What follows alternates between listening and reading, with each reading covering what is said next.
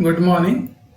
This is Mohammad Suleiman, Assistant Professor of Commerce, working at MVS Government Degree College, Autonomous, Mahbub Nagar. Today, let us learn about winding up of a company. So, as all of us know, that company is an artificial entity created in the eyes of law. Therefore, the company is started with an intention to continue for a long time. So we can assume that the company can function for an indefinite period. So according to the going concern concept of the accounting concepts, which is one of the basic accounting concepts, it assumes that the business continues forever, for a long time. So there is no predefined end to the business that has been taken up by one company. But some situations may arise in future which may demand for winding up of a company. Either compulsorily or voluntarily, there may be a demand which uh, creates a need for stoppage of the functions of the company by putting an end to the life of the company. So, in this situation, it is important for us to learn about winding up of a company. So, with respect to this topic, let us see the objectives of today's lesson.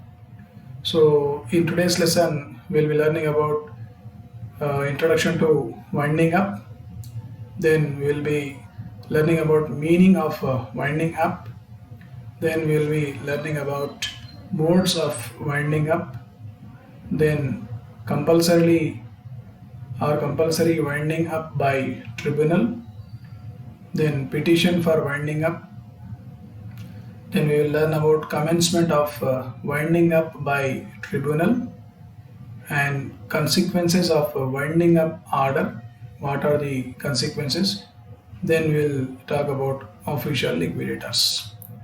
Therefore, let us see how the process of winding up is important in the life of a company. So, as all of us know, that company is an artificial entity, and the winding up is nothing but a process in which a company is dissolved and its assets are collected or realized and its debts are paid off. So, when we say that a company is going to be closed or a company is going to be wind up, then wind up proceeding or the dissolution of a company can happen in three ways. So, a company may opt for reconstruction, or a company may opt for amalgamation, in which the company is dissolved and a new company is formed. Then there can be a situation where a company is not in a position to operate and it has become non functioning. So, in such a case, the registrar of companies may remove the name of the company from the register of companies as per section 248 of the Companies Act. So, in that way, also a company may be closed. And one more process that a company can be closed is through winding up process, that is which we are learning today and the topic of today's lesson. Therefore, winding up is one among the different processes in which a company may cease to exist in the eyes of law. So, having known this, let us see the meaning of the term winding up. So, winding up of a company is a process of putting an end to the life of a company. So, when we talk about winding up, we mean that we are going to put an end to the life of a company. So, it is a proceeding by means of which a company is dissolved, and in the course of such a dissolution, its assets are collected, that is, assets are realized, and its debts are paid off out of the assets of the company, or sometimes from contributions by its members. In some situations, there may be some surplus that is left over even after the amount is distributed among the various stakeholders according to their rights. So, if such surplus is left over, then the surplus will be given to the real owners of the company. So, we should remember that during the process of winding up of the company still exists and has got corporate powers until dissolution.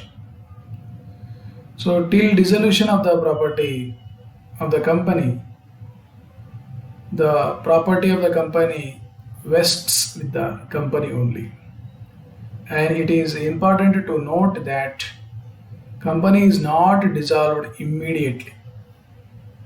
Even though the process of winding up has been started, the company is not dissolved immediately, and winding up of a company precedes the dissolution process.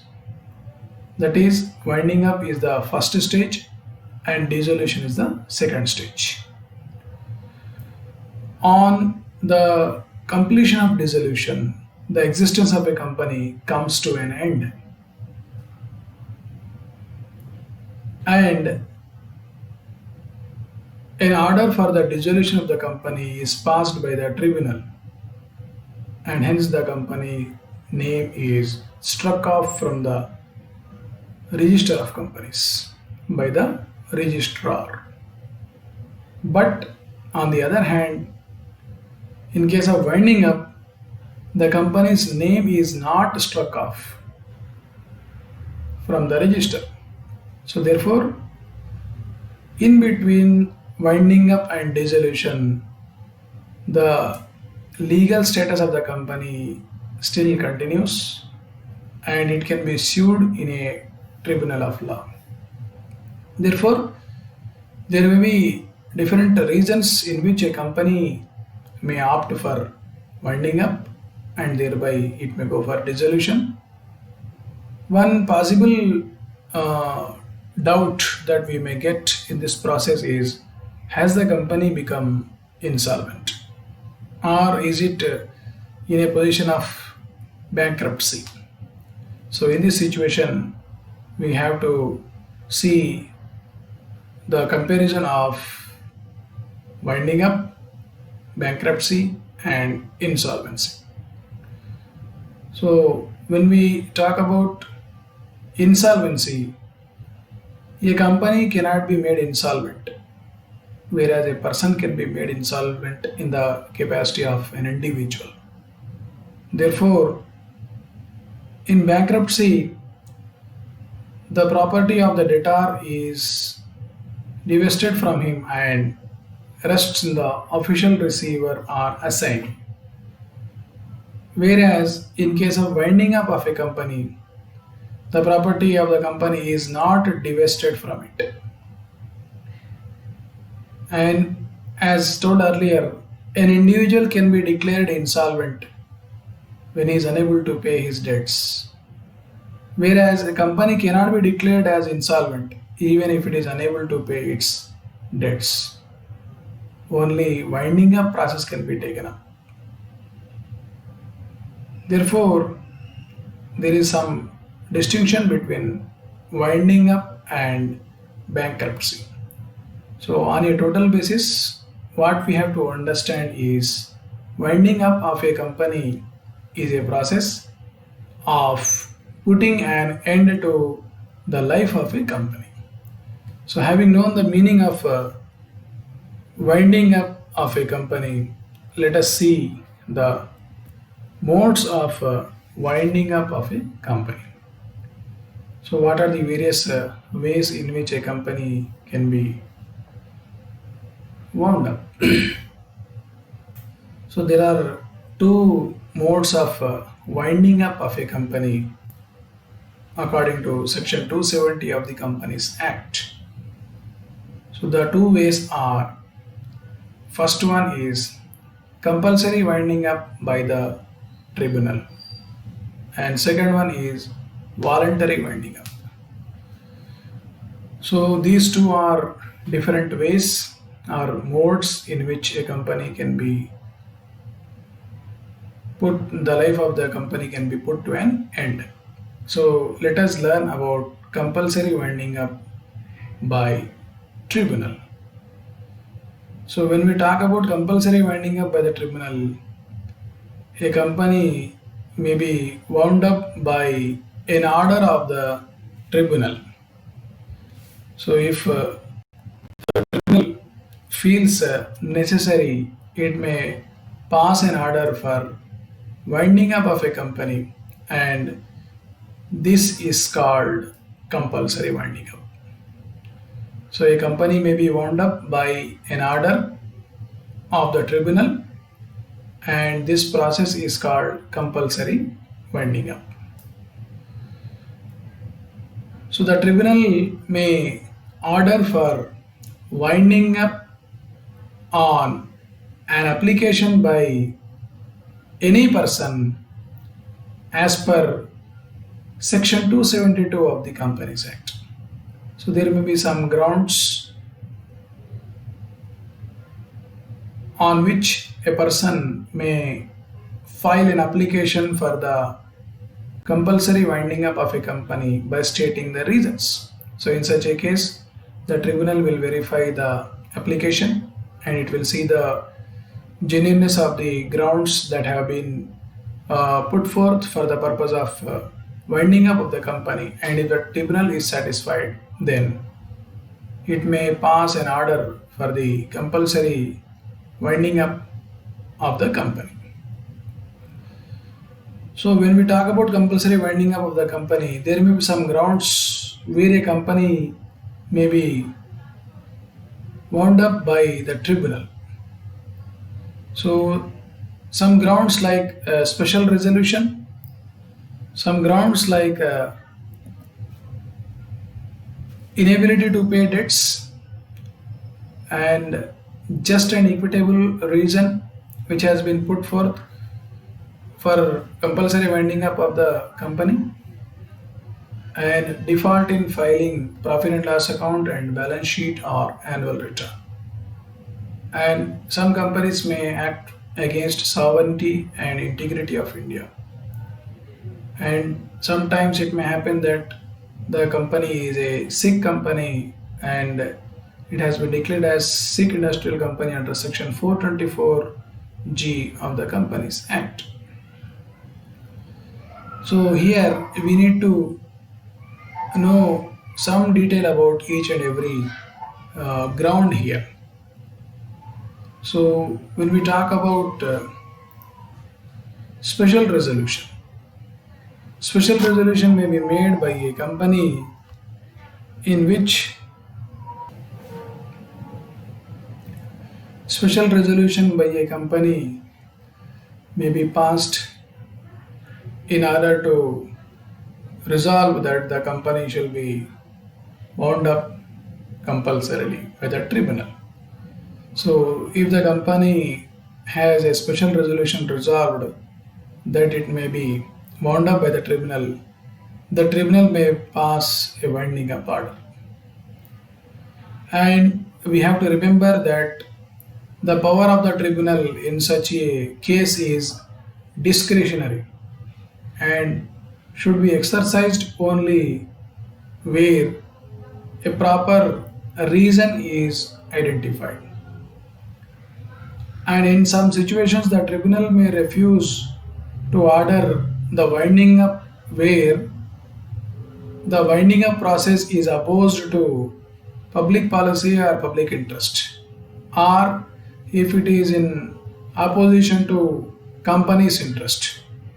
Because Public interest is one of the important matters which is to be considered before deciding the case of winding up of a company.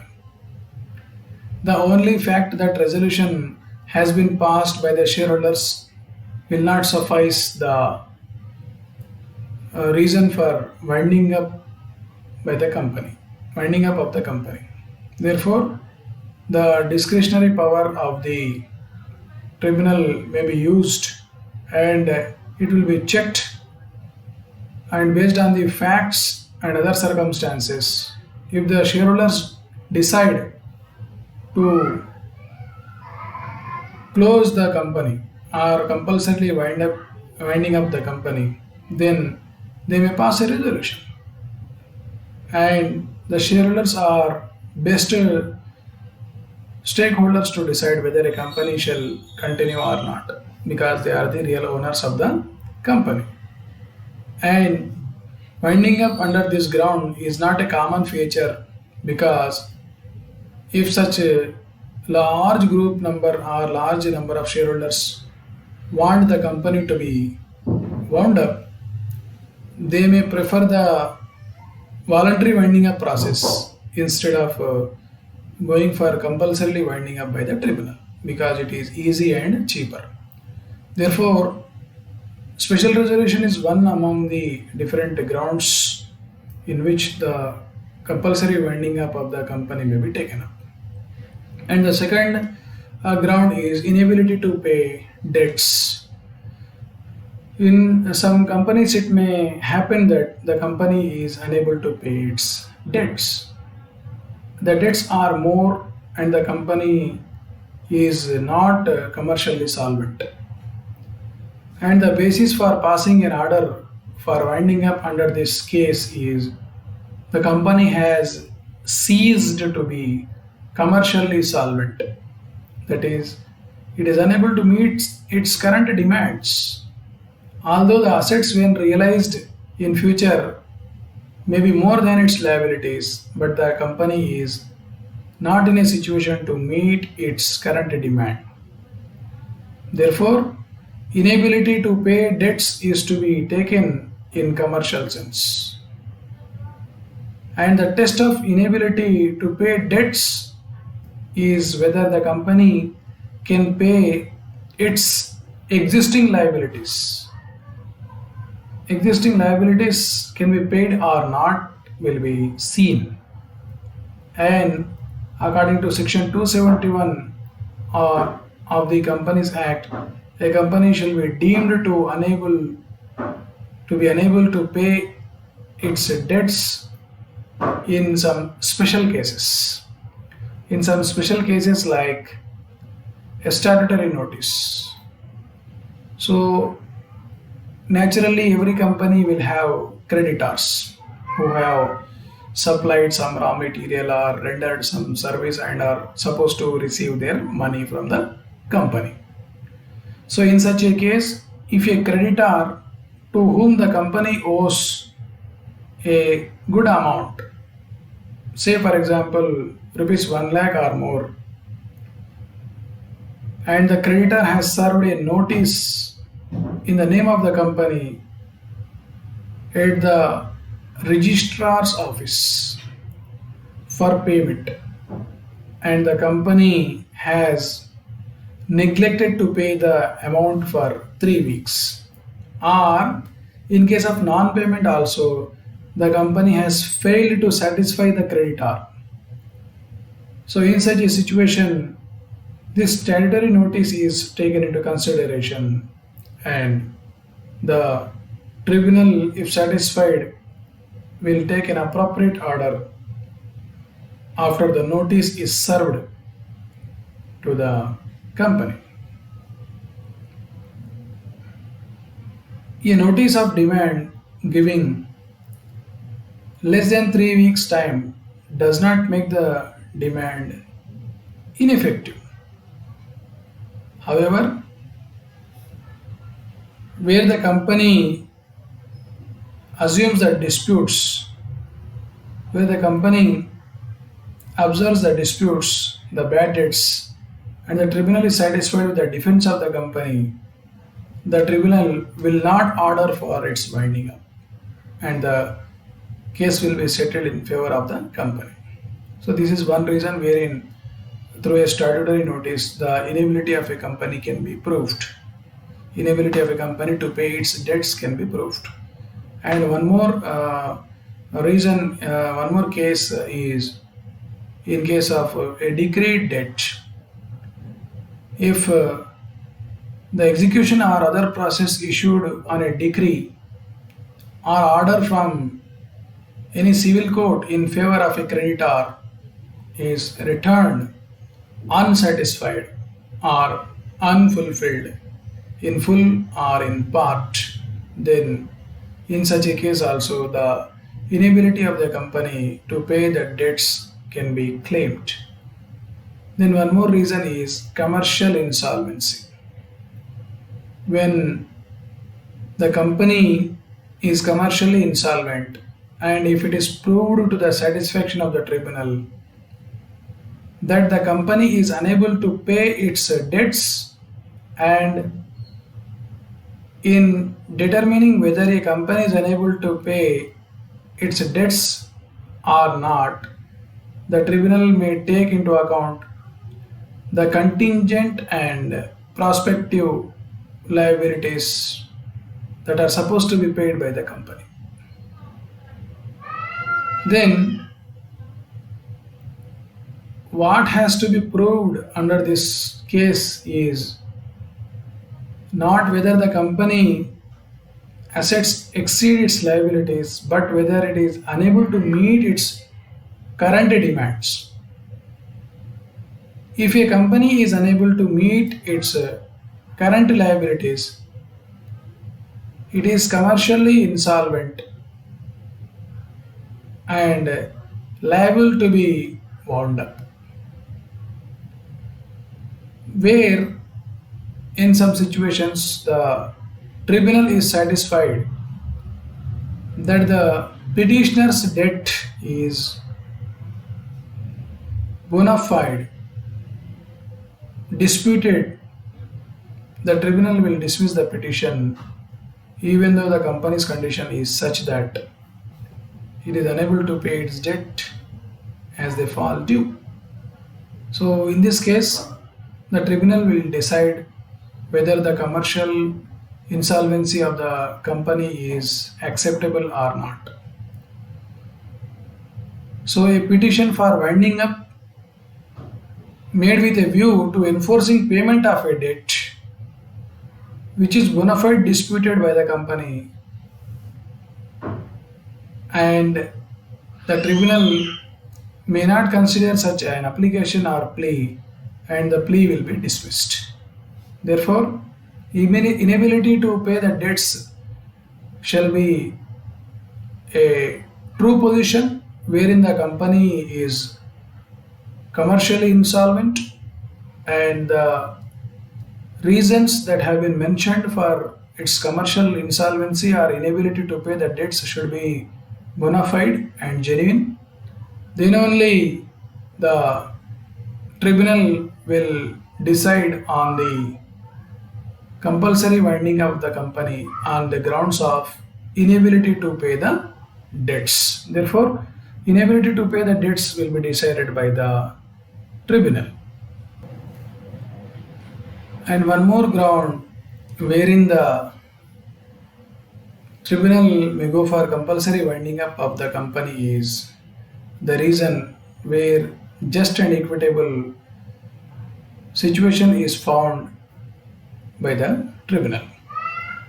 So, just and equitable ground is another ground on which the tribunal can order for the winding up of a company, and this clause gives the tribunal a very wide power to order winding up wherever the tribunal considers it as just and equitable to do.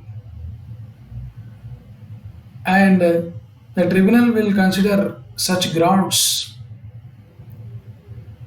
to wind up a company for just and equitable reasons. So the tribunal, while winding up, will consider all the factors, not only the interest of the shareholders and creditors, but also the public interest also will be considered for passing such an order. So public interest in the form of the interest of the employees and needs of the community and all will be considered. But the tribunal may find it just and equitable in some reasons wherein a compulsory winding up of the company may be ordered. So the one such reason will be loss of substratum. So loss of substratum is one of the just and equitable reasons to wind up a company where the company's main object is gone or lost. The substratum of a company is deemed to be gone when the subject matter of the company is gone, or the object for which it was incorporated has substantially failed, or sometimes it is impossible to carry on the business of the company except at a loss. And in some cases, the existing and the possible assets are insufficient to meet the existing liabilities of the company. So, in this situation, due to the loss of substratum on various grounds, when the subject matter of the company is lost, when the very purpose of the company is not in practice, then the tribunal may consider that situation as just and equitable. And one more instance wherein the tribunal may feel it as just and equitable is deadlock in management. When there is a deadlock in the management of a company, it is a proper reason for winding up under the clause just and equitable, which is considered by the tribunal. And in some situations, there could be one more instance like oppression of minorities, where the majority shareholders have adopted an oppressive policy which is very aggressive and causing some oppression to the minorities. Then it is a sufficient ground for winding up of the company under the clause just and equitable. Under the clause just and equitable, which is felt by the tribunal. Then one more instance wherein the just and equitable clause can be observed or examined by the tribunal is fraudulent purpose, where the company was incorporated and started or commenced its business and has involved in fraud for illegal purposes, then this reason is just and equitable for winding up of the company. So when the company involves in frauds and attempts for illegal purposes, the tribunal may consider it as a just and equitable reason for compulsory winding up. Then one more instance could be incorporated or quasi partnership, where a private company consisting of members of one or more families or a group of friends is really in nature a partnership business. Any such circumstance justifying the dissolution of a partnership, such as any ground of misconduct by one or more partners will constitute a just and equitable ground for winding up of the company. So, winding up under the provisions of the Company Act, which will provide a just and equitable reason, will add strength for winding up of the company. So, before deciding on whether the just and equitable reason is enough or not, the tribunal will examine into the details and the just and equitable ground for winding up of the company, though they may not constitute sufficient grounds for winding up under the provisions of the Companies Act, may be observed. For example, where the company is a bubble and has no business to carry on, it was wound up. Or where the company was insolvent and was being carried on for the benefit of the debenture holders who had taken possession, a winding up order was made. Therefore, just and equitable ground is also one of the grounds. Then one more ground here is default in filing profit and loss account and balance sheet or annual return. So, if the company has not filed the profit and loss account of the last financial year or has not filed the balance sheet or annual return of the last financial year, then the tribunal may consider this as valid ground for compulsory winding up. So, when a company fails to file the financial statements or annual returns of the last financial year with the registrar of companies, then this may be considered as a valid ground if the company has not filed the annual returns for a consecutive period of a defined financial period. Say, for example, for consecutive 5 financial years, or for consecutive 3 financial years, or consecutive 2 financial years. So, the default in such a case will be considered as a valid ground for passing an order for compulsory winding up. And in some cases, if the company has acted against the sovereignty and integrity of India. So, in this case, the company actions may affect the sovereignty and integrity of India, and in this case, the tribunal may decide for winding up of the company.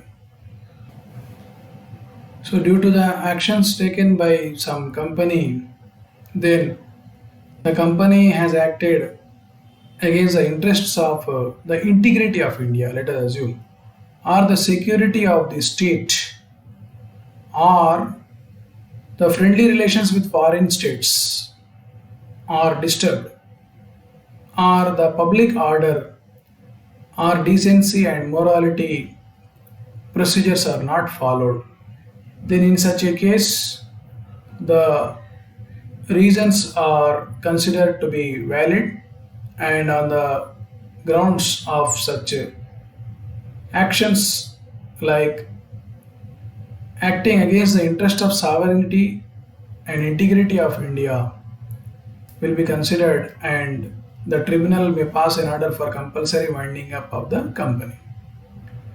Then, in some situations, if the company is declared to be a sick unit, so if the tribunal is of the opinion that the company should be wound up, where a sick industrial company is not likely to become a viable unit in future.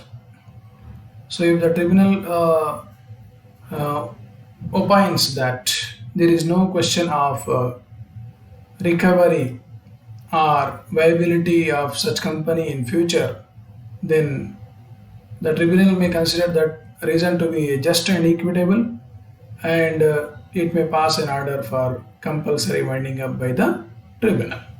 So therefore, Section 271 lays down the grounds where a company may be wound up by the tribunal are special resolution, inability to pay debts, just and equitable reasons, default in filing profit and loss account and balance sheet or annual return, and acted against sovereignty and integrity of India, and Sikh Industrial Company under Section 424G of the Companies Act. So therefore, by considering these reasons as per Section 271, the tribunal may pass an order for compulsory winding up of the company.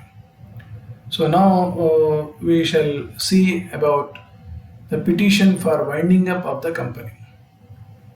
So for passing an order by the tribunal under compulsory winding up, the person who can file a petition to the tribunal is a question. Who is eligible to file a petition? So before the tribunal chooses to wind up a company, or before the tribunal takes some decision regarding the winding up of the company, it has to be petitioned properly. Someone should give a petition. Section 272 of the Companies Act explains the persons or notifies the persons who can file a petition to the tribunal for the winding up of a company. So, in the same manner, the persons who are eligible to file a petition for winding up of a company are the company itself and any creditor or group of creditors, any contributory or group of contributors, all or any parties together or separately, that is the company, creditor and contributory. And the next person who can file the petition for compulsory winding up is the registrar of companies and any person authorized by the central government under Section 245, and finally by the central or state government. So let us learn all these things into a bit detail. The company's petition is the first petition. The company itself can file a petition. So a company itself cannot file a petition for winding up, but it can do so only when the company has passed a special resolution. A special resolution is passed in the company for compulsory winding up. So here we have to remember that the directors have no power to present a petition for winding up unless the directors are authorized by the members of the company by passing a special resolution to that effect. So a special resolution at the general meeting has to be passed for the purpose of compulsory winding up of the company. So in such a case, the tribunal may order for compulsory winding up by examining the reasons for compulsory winding up, or even without obtaining the sanction of the company in the general meeting. However, it is rare for companies to file petitions for winding up, since if desired for winding up, the company may take up for voluntary winding up instead of compulsory winding up. Therefore, the first person who is eligible to file a petition is the company itself, but with proper special resolutions. And the second person who can file a petition for winding up is creditor.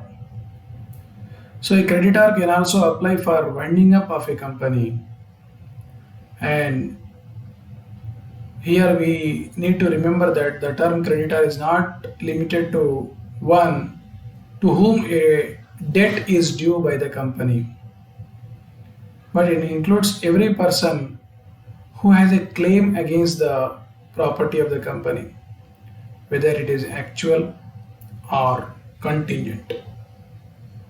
So the word creditor is big and covers many things. It includes a secured creditor, debenture holder, the trustee for debenture holder, an assignee of a debt, an executor of a deceased creditor, a receiver, and so on.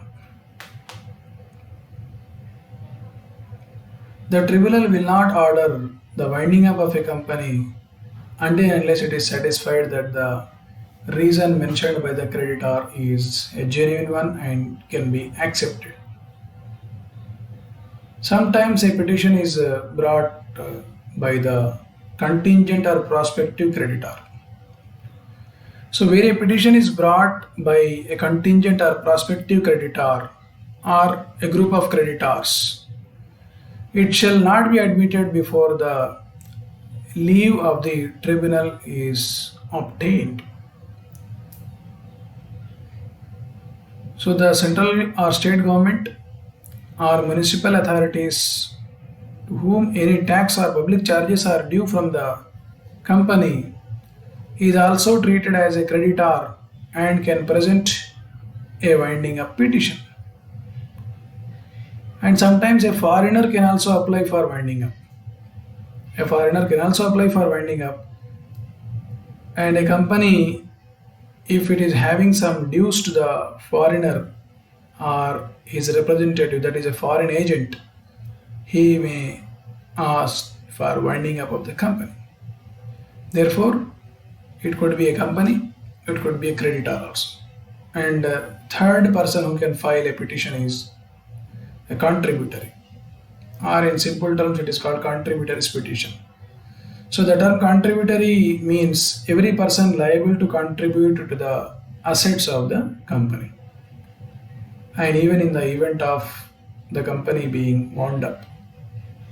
It includes the holder of any shares which are fully paid up, and includes any person who is supposed to be a contributory. Therefore, a contributory shall be entitled to present a petition for winding up only when the number of members is reduced to below 7 in case of a public company. As all of us know that the minimum number of members in case of a public company is 7, and in case of private company the minimum number of members is brought down below 2 members. Therefore, a contributory can present his petition for winding up of the company in such reasons. And there may be a situation wherein the registrar himself may file a petition for winding up of the company. So the registrar is entitled to present a petition for winding up of a company in some situations and with some valid grounds, like if default is made in delivering the statutory report to the registrar, that is passed in the statutory meeting, and if the company does not commence the business within a year of its incorporation or suspends its business for the whole year. So in such cases, the registrar may file a petition for winding up of the company.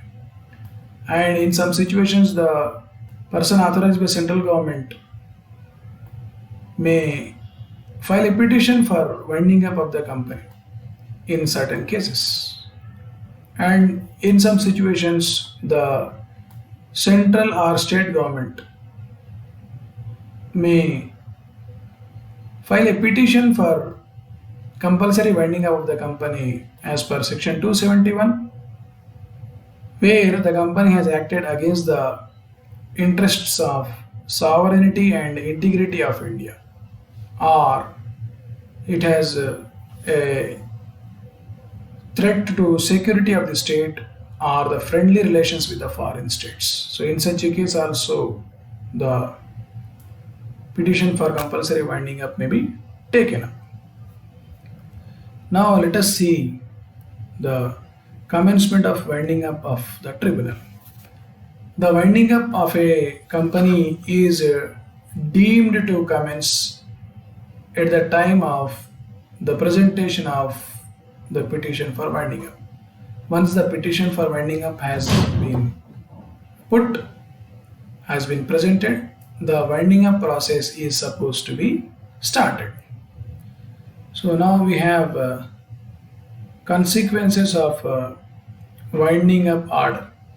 When winding up order is passed, there are some consequences like intimation to official liquidator and registrar, and copy of the winding up order to be filed with the registrar, and order for winding up deemed to be notice of discharge, then suits stayed on winding up order, then responsibility of directors and officers to submit to the tribunal, that is the audited books of accounts and so on. And consequence of winding up of a company is in the present situation empowers the tribunal with some powers. So powers of the tribunal is also one of the consequence of winding up order. Then the order given will have effect of winding up order. Then it will go for appointment of official liquidator who will be the liquidator for releasing the assets of the company. Therefore, the consequences of the winding up order are many apart from this also. Thank you.